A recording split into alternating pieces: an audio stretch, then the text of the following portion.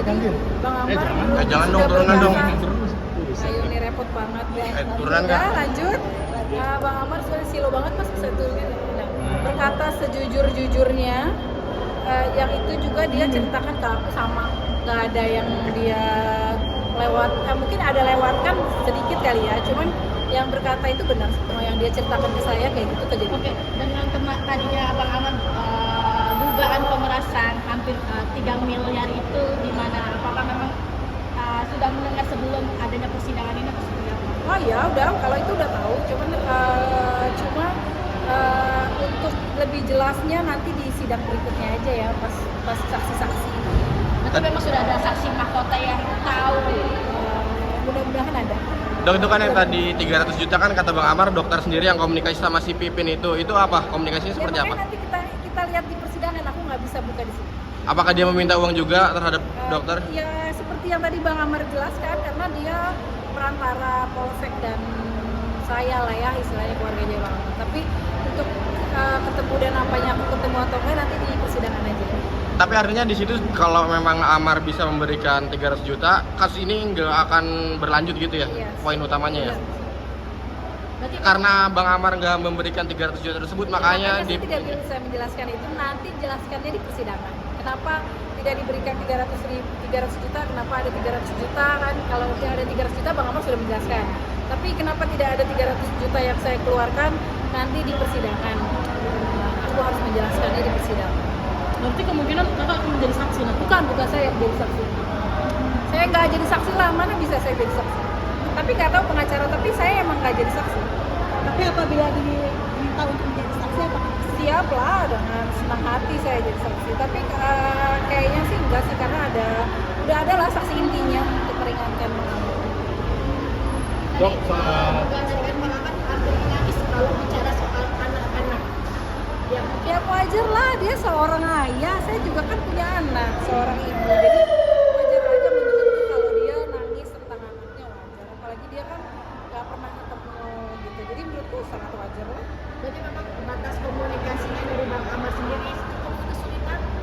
Enggak sih, gitu. Cuman kan kalau kesulitan kalau sekarang iya. Sebelum dia dibawa ke MK dan masalah ini, enggak kok, dia cukup intens berkomunikasi dengan anaknya. Tapi kan yang namanya bapak ya pasti dia maunya bermain atau apa, kan cuma bisa sekedar video call doang.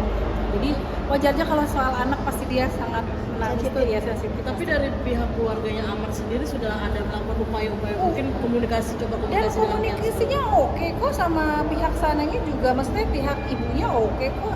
Waktu Bang Amar kangen di NK aja minta video anak-anaknya langsung dikasih kok gitu. Jadi tapi enggak, emang kan pihak sana kan emang nggak mau dipublish lah ya, yang nggak apa-apa, kita hargai dong gitu, kita juga nggak boleh maksa gitu. Jadi menurutku mereka ibunya sangat ini kok, maksudnya ya sangat bijaksana lah ya untuk kalau Adit minta video buat anak-anak dikasih.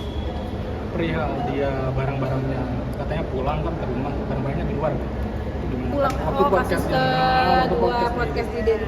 Ini loh, kalau itu kan saya belum kenal Bang Amar, jadi bukan ranah saya untuk saya bicara soal itu.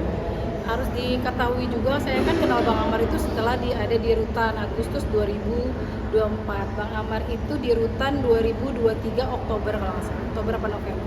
Jadi untuk perihal yang tadi Mas tanyakan itu bukan ranah saya dan saya tidak tahu gitu. Tapi sempat mengeluh nggak sih dengan adanya barang-barang yang pada ditulis itu? Bang Amar itu tipe laki-laki yang tidak pernah menjelekan siapapun, mau temennya, mau adenya, mau pasangannya, mau orang tuanya, mau siapapun. Bang Amar itu tipenya bukan tipe yang seperti itu. Jadi menurutku ya itu aku kan nggak tahu ya, kalau Adit berbicara seperti itu ya itu ya mungkin sepantasnya, emang ya wajar lah dia adiknya gitu. Kalau saya bukan ranahnya dan saya juga pada saat itu belum kenal Bang Amar, jadi saya nggak bisa bicara soal itu. Tapi sempat bercerita gitu penyesalannya atau apa ketika? Enggak, Bang Amar tuh selalu untuk penyesalannya ya udah salah gue semua udah gitu. Nggak pernah cerita sampai ke situ, nggak pernah. Karena aku bilang sekali lagi, Bang Amar itu tidak pernah menjelekkan siapapun, mau adiknya, mau orang tuanya, mau pasangan mantannya, mau siapapun, dia tidak pernah sedikit pun keluar kata menjelekkan depan saya, itu tidak pernah. Perihal restu ya kalau nggak salah. Kalau nggak salah yang kemarin diminta itu untuk Oh, meyakinkan nota. iya, balik lagi kalau soal restu, orang tua saya tidak menyetujui untuk kita nikah di dalam keadaan seperti ini. Dia maunya pulang dulu lah. pulang dulu ketemu papaku baik-baik, nggak tahu disetujuin apa enggak ya ketemulah sama bokap gue gitu. Tapi papaku yakin sih dengan persidangan ini ya